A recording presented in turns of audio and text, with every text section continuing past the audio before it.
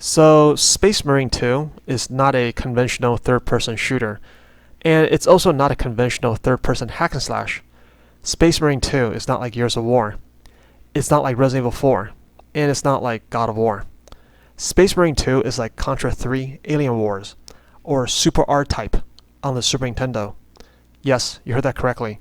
Contra 3 Alien Wars, a game from more than 30 years ago. Now, as strange as that may sound, hear me out. What is Contra? It's a pattern recognition game where enemies come at you in waves of different directions and cadences. When you work your way through each mission, you progress through a series of skirmishes by adapting to these enemy waves as they change rhythm and assault you from different directions. And that pretty much sums up what Space Marine 2 is, a pattern recognition game, just in 3D instead. And like Contra, you'll fight through multiple levels, where the attacks of individual enemies, called Tyranids, does not change, but the tempo and direction of the Tyranid waves do. It's how the enemy arrangement and cadence interacts with the area layout of each individual skirmish that determines how you need to fight. So yes, calling Space Marine 2 a repetitive game is technically true. It's also too reductive a definition. The game is intentionally repetitive. What changes is the individual encounters. On a side note, I'm not a Warhammer fan. I've never played the first Space Marine or any previous Warhammer video games, and I've never played a tabletop strategy game for that matter. So I'm completely unfamiliar with the lore, the characters, or the world of Space Marine 2. Also, I think it's a mistake for a reviewer to judge a piece of art on whether they like it. Rather, a reviewer should judge a piece of work based on how effective it is in achieving the developer's goals. Don't worry, there'll be no story spoilers, though there'll be some very minor gameplay spoilers. With that out of the way, let's continue with Warhammer 40k Space Marine 2.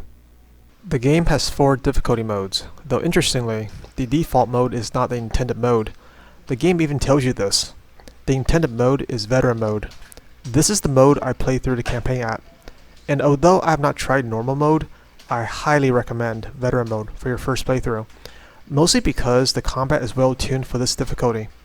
The enemy's DPS and aggression, relative to your offensive and defensive options, gives a satisfying degree of resistance. And speaking of offensive and defensive options, let's talk about parries and dodges. So Space Marine 2 has a Sekiro parrying system, though the window of effect is much more generous. You just need to remember, there's a 0 effect buffer at the parry's initial stages. Parrying small Tyranids will result in an insta-kill, whereas parrying large tank enemies will open up opportunities for high damage headshots with your sidearm. This is one of the most effective methods to deal DPS. So let's talk about weapons. I think this is one of the weaker parts of the game. In terms of variety and reusability, the game gives you 11 primary firearms and a selection of 3 sidearms and a set of 4 melee weapons in the main campaign. The guns available are very disbalanced, and the reason I say this is because the enemy types are essentially mostly swarms with some heavy infantry dotted here and there. What this results in is the machine gun varieties with large ammo clips, like the heavy bolt rifle, being a lot more useful than the weapons with low ammo count, like the sniper rifle or marksman carbine. The issue is Space Marine 2 only has a handful of situations throughout its campaign where these high caliber, low ammunition firearms can be realistically useful. Can you use them? Sure. The problem is 95% of encounters can be resolved much more effectively and with greater ease by simply picking up a large capacity machine gun with a high fire rate. In Space Marine 2, melee weapons are progressively unlocked as you work through the campaign. However, the utility of hand armaments are much more evenly distributed compared to those of firearms. That being said, the melee weapons definitely have a meta, just like the guns. The starting armament, the chainsword, in my playthrough at least, has the highest degree of practicality. It swings in large arcs, has reasonable speed, and has a built-in AoE finisher for its longest combo. Very useful for Tyranid swarms. The next best hand weapon I'd say is maybe the power sword, which trades wide sweeps for greater DPS. Ironically, The armament, which puts Warhammer in Warhammer 40k Space Marine 2, is a pretty terrible weapon. In a game where most enemies can be defeated with a simple knife swipe from the weakest armament, the combat knife, it doesn't make a whole lot of sense to club bad guys with a big steel hammer, especially since you're constantly fighting aggressive Tyranid hordes, causing you to take damage between each cumbersome swing. I mean, I get it's a cool melee option, but in practice, it just doesn't seem to work very well. In the campaign at least.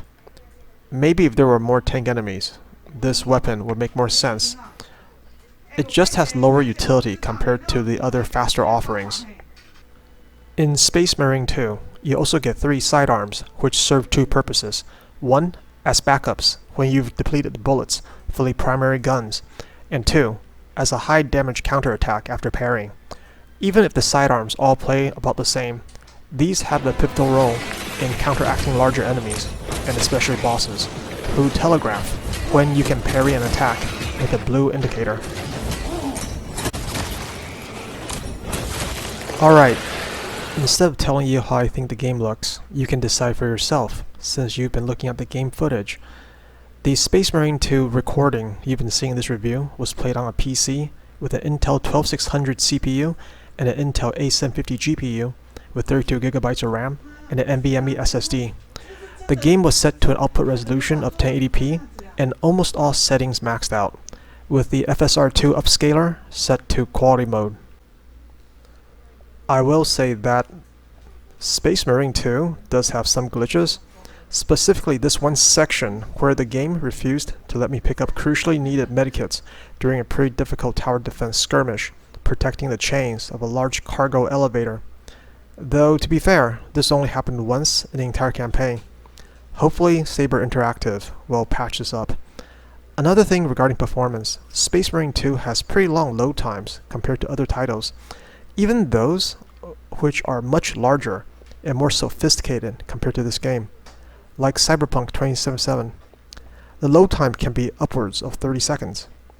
Contrast it with the 5 to 7 seconds on average for Cyberpunk. At the time of making this video, Space Marine 2 is selling for $70 across PlayStation and Xbox, and $60 on PC. In my playthrough, I did a casual completionist run, which took about 15 hours or so.